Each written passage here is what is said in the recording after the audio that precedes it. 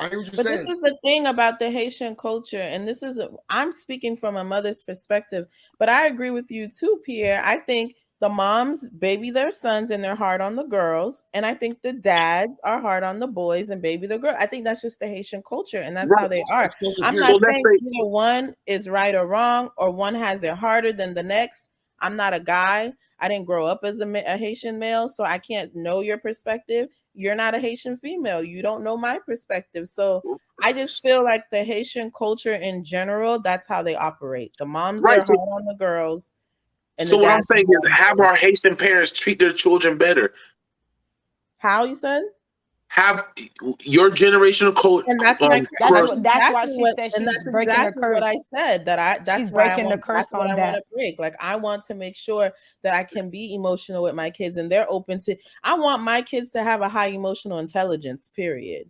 And in order for them to have a high emotional intelligence, they have to feel comfortable to be able to tap into whatever emotion they're feeling at whatever point At in the the day. moment. And Yeah. I'm their mother. I want to be And the be able to first be person they comfortable run in to. that So, and be like, but okay, we but my this is shoulders, and then move.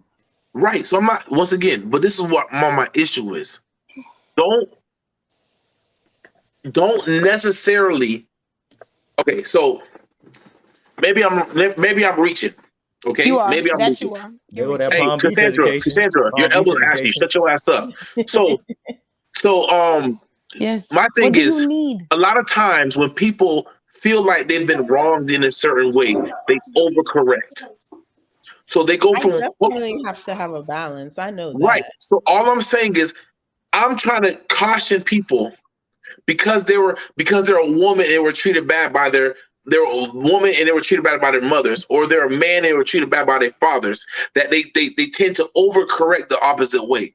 And we need to have a balance. That way we can meet in the middle and give these children, our future children, a better example of parenting. Of Let's not course. have the overcorrection. Let's have okay, yes, my mother treated me bad, but I'm not gonna treat my sons terrible. I'm not saying that's what you're doing. I'm just saying in general. No, of course. And there's things that my Okay. mom instilled in me that I will take. I think it's just Yeah. the simple fact of knowing what to leave behind and what to take with. So like my mom wasn't a horrible mom, don't get me wrong. Like Mhm. Right. I mean Okay. I do like the fact that my mom was hard on me because it made me this person I am today. I have such drive and determination. So like of course I'm gonna always take the good with the bad. But you're right about having a balance, and that is something that has to be learned. I think some people do start off the bat overcorrecting because we don't know any better. We don't know how to be parents, especially if we're trying to learn from scratch. We're trying to not do what our parents taught us or do what they did. So I do find myself learning as I go, but definitely trying to have that balance. And I think that's where Cliff comes in at, which I thank God for Cliff and how he is with our kids, because he does provide that balance, and he'll be like, hey Shirley, you're a little too soft, you're getting too soft. So like he'll check me and hold me accountable. So I think that dynamic works. But 100% agree that and that's the point, that's the generational curse that I want to